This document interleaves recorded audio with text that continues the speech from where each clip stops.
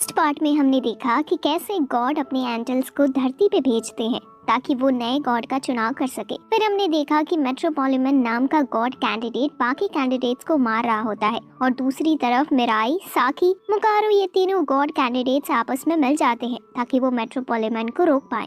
अब आगे न्यूज में दिखा रहे होते हैं कि एक स्कूल की लड़की की लाश टोक्यो टावर पे पड़ी होती है और पुलिस की जांच चालू होती है।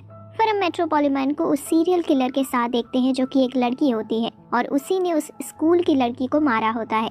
मेट्रोपॉलिमन ने उस किलर को रेड एरोज और विंग्स भी दिए होते हैं। असल में ये मेट्रोपॉलिमन का प्लान होता है कि बाकी कैंडिडेट्स को लगे कि ये किलर भी गॉड कैंडिडेट है और वो उसे रोकने आए, फिर तब मेट्रोपॉलिमन उन्हें आसानी से मार सके। वो उस लड़की को और भी लड़कियों को मारने के लिए बोलता है जब तक कोई कैंडिडेट उसे अटैक नहीं करता। साकी, मुकारो और मिराई मेट्रोपॉलिमन के इस ट्रैप को पहचान जाते हैं, पर तब भी उस सीरियल किलर को रोकना जरूरी होता है, नहीं तो वो और मासूम लोगों को मारती।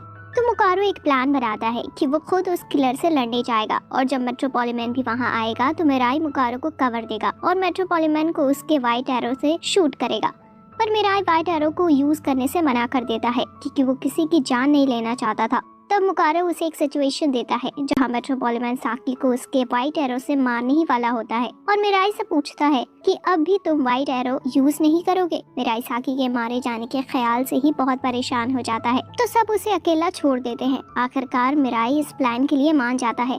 फिर एक दिन जब ये लोग अपना प्लान डिस्कस कर रहे होते हैं, उन्हें टोक्यो टावर पे मर्डर की खबर मिलती है और सोशल मीडिया से पता लगता है कि वो किलर अभी भी टावर पे ही उड़ रही होती है। तो मुकारो मिराई को एक स्पेशल सूट देता है और वो लोग निकल पड़ते हैं उस किलर को रोकने। मुकारो मिराई को थोड़ा दूर रुकने को कहकर खुद उस किलर को पकड़ने जाता है, पर उस किलर ने अपने बॉडी पे बॉम्ब प्लान किया होता है और जैसे ही मुकारो उसके करीब जाता है वो बॉम्ब ब्लास्ट कर देती है। इसमें वो लड़की मारी जाती है और मुकारो नीचे गिर रहा होता है। मिराई उसको पकड़ के एक सेफ जगह पर ले जाता है। मुकारो का सूट ब्लास्ट प्रूफ होने के कारण वो बच जाता है और वो वापस उड़ने लगता है। तभी वहाँ मेट्रोपॉलिमन आता है। मुकारो मिराई की एंजल नास को अपने पीछे आने बोलता है ताकि मेट्रोपॉलिमन को लगे कि मुकारो के पास व्हाइट एरोज हैं, क्योंकि नास एक स्पेशल रैंक एंजल होती है। इससे मेट्रोपॉलिमन डर जाता है और मुकारो को धमकी देता है कि अगर उसने एक बिल्डिंग में बॉम्ब प्लांट किया है और अगर मुकारो ने उस पर अटैक किया तो वो उस बॉम्ब को ब्लास्ट कर देगा और बहुत मासूम लोगों की जान चली जाएगी। तो मुकारो मेट्रोपॉलिमन की बात मानने के लिए एक शर्त रखता है कि वो मिराई को जाने देगा।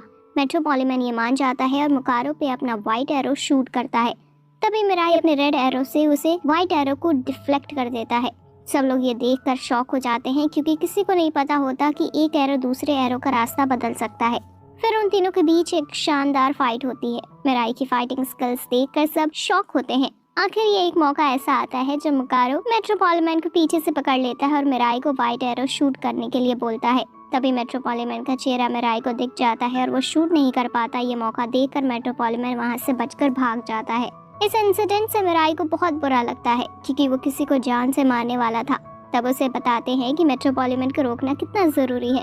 अगले सीन में हम एक और गॉड कैंडिडेट हाजिमे को देखते हैं। उसने मुकारो के एक एजेंट को पकड़ रखा होता है, उससे सारी इन्फॉर्मेशन पूछ रहा होता है। पहले तो वो कुछ नहीं बताता, पर जैसे ही हाजिमे उसको मारने लगता है वो एजेंट मुकारो सारी जानकारी दे देता है, पर तभी हाजिमे उसे मार ही देता है और उस एजेंट पर रेड एरो मुकारो ने यूज किया होता है। वो एरो मुकारो के पास वापस पहुंच जाता है तो मुकारो समझ जाता है कि वो मारा गया है और जल्दी से मिराई के साथ अपने घर निकलता है।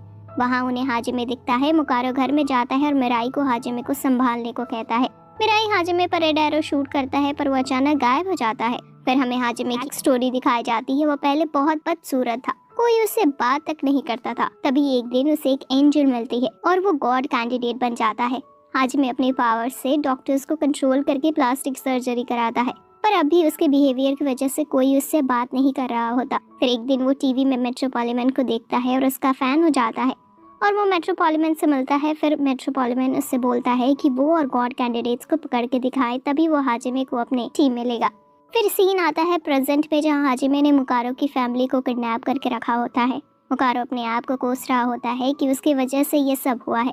तभी उसे मेट्रोपॉलिमन का कॉल आता है। वो इससे कहता है कि अगर वो उसके फैमिली को बचाना चाहता है तो थीम पार्क पहुंच जाए। यहाँ दूसरी तरफ साकी का एंजल लेवल नॉलेज एक्वायर कर रहा होता है ताकि उसका प्रमोशन हो जाए और वो साकी को विंग्स की पावर दे पाए। मिराई साकी को बेस पे ही रहने को कहकर मुकारो के साथ निकल पड़ता है। हाजिमे ने मुकारो के फैमिली को मिरर केज के अंदर रखा होता है तो मुकारो किसी तरह उसके अंदर पहुंच जाता है और मिराई हाजिमे का ध्यान भटकाता है, पर वहाँ मेट्रोपॉलिमन भी आ जाता है और वो दोनों मिराई को घेर लेते हैं। मिराई उनसे लड़ते लड़ते उस मिरर केज में आ जाता है, पर अब मुकारो और मिराई उस केज में फंस आते हैं। बाहर निकलने का एक रास्ता होता है, वहाँ हाजिमे और मेट्रोपॉलिमन होते हैं। तब मिराई एक प्लान बनाता है कि वो इसी केज में तेजी से गोल गोल उड़ेंगे ताकि वो किसी को दिखाई ही ना दे। पर मेट्रोपॉलिमन ये चाल समझ जाता है और वो हाजिमे को वहीं रुकने को कहता है और जैसे ये लोग बाहर आएंगे वो वापस आ जाएगा, ऐसा सोचकर वहाँ से चला जाता है। इसकी वजह से दूसरे दिन सुबह तक मिराई और मुकारो ऐसे ही चक्कर काट रहे होते हैं। साकी को उनकी चिंता हो रही होती है, पर उसके पास विंग्स नहीं होते। ये देखकर रेवल को बहुत बुरा लगता है और वो रोने लगता है। तभी वहाँ गॉड आ जाते हैं, रेवल से कहते हैं कि वो पहला एंजल है जो किसी इंसान के लिए रोया है और उसकी रैंक बढ़ा देते हैं। इससे साकी को विंग्स मिल जाते हैं। वो तुरंत मिराई को बचाने जाती है। वहाँ साकी हाजिमे को रेड एरो से शूट करती है और वो केस तोड़ने का ऑर्डर देती है। हाजिमे ऐसा ही करता है और ये सब देखकर मेट्रोपॉलिमन भी अपने साथियों के साथ वहाँ आ जाता है। मुकारो, मिराई और साकी एक दूसरे को रेड एरो से शूट कर लेते हैं ताकि कोई और उन्हें कंट्रोल ना कर पाए। साकी हाजिमे की मदद से मेट्रोपॉलिमन की एक साथी को मार देती है, पर वहाँ पर एक और लड़की होती है जो उन्हें वार्न करती है कि उसके पास एक खतरनाक वायरस है और मुकारो की टीम ने अगर उनकी बात नहीं मानी तो वो वायरस पूरे सिटी में फैला देगी। मिराई चालाकी से अपने व्हाइट एरो से उस वायरस को डिस्ट्रॉय कर देती है, पर तभी वो लड़की मिराई पर एसिड से भरे इंजेक्शन शूट करती है। मिराई को बचाने साकी बीच में आती है और साकी को बचाने हाजिमे बीच में आता है। उसमें से एक इंजेक्शन हाजिमे को लग जाता है और वो मारा जाता है। फिर उसके विंग्स और एरोज साकी को मिल जाते हैं। ये मर्डर्स देखकर मिराई और साकी खुद को ब्लेम करने लगते हैं। तब मुकारो उन्हें समझाता है कि ये जरूरी है। फिर मेट्रोपॉलिमन मिराई को 1 वर्सेस 1 के लिए चैलेंज करता है और इसमें वो खुद कुछ रूल्स डिसाइड करते हैं ताकि ये फेयर फाइट हो। इसके रूल्स होते हैं कि मिराई और मेट्रोपॉलिमन में से कोई अपने विंग्स का यूज नहीं करेगा। वो एक एक करके एरोज फायर करेंगे और हर अटैक के बाद उनके बीच का डिस्टेंस कम होता जाएगा। उनके बीच फाइट शुरू होती है। वो एक दूसरे के एरोज से बच रहे होते हैं। तब मेट्रोपॉलिमन मिराई से बोलता है कि तुम या इस वर्ल्ड में कोई भी उसका कुछ भी नहीं बिगाड़ सकता। तो मुकारो से पूछता है कि क्या तुम अभी से खुद को गॉड समझने लगे हो। फिर हमें मेट्रोपॉलिमन का पास्ट दिखाया जाता है। उसका असली नाम कनारे होता है। वो अपने बहन से बहुत प्यार करता था। एक दिन उसकी बहन उससे बोलती है कि वो एक लड़के से प्यार करती है और उसके साथ डेट पर जा रही है, पर कनारे को लगता है कि इससे उसकी बहन उससे दूर हो जाएगी। तो कनारे उसकी बहन को मना कर देता है, पर वो जिद करने लगती है और किनारे उसे जबरदस्ती रूम में बंद करने को ट्राई करता है और इसी चक्कर में उसकी बहन का पैर फिसलता है और वो बिल्डिंग से नीचे गिर जाती है और उसकी वहीं पर मौत हो जाती है। और इस बात पर किनारे अपने आप को माफ नहीं कर पाता और साई की तरह बिहेव करने लगता है। फिर सीन आता है प्रेजेंट में, जहाँ मेट्रोपॉलिमन बोल रहा होता है कि वो इस दुनिया को एक अच्छी जगह बना देगा जहाँ बस अमीर लोगों का राज होगा और बदसूरत लोगों को वो अपना सर्वेंट बनाएगा। सब लोग इस फाइट का लाइव टेलीकास्ट देख रहे होते हैं। इससे उनके बीच का डिस्टेंस और कम हो रहा था और अब बारी होती है मिराई की। इस बार मिराई एरो शूट नहीं करता, बस अपने हाथ में एरो लेकर मेट्रोपॉलिमन की तरफ भागता है। मेट्रोपॉलिमन उस पर व्हाइट एरो शूट करता है, पर मिराई उसे डॉज कर देता है और मेट्रोपॉलिमन के बॉडी में एरो मारता है, पर वो एरो उस पर काम ही नहीं करता।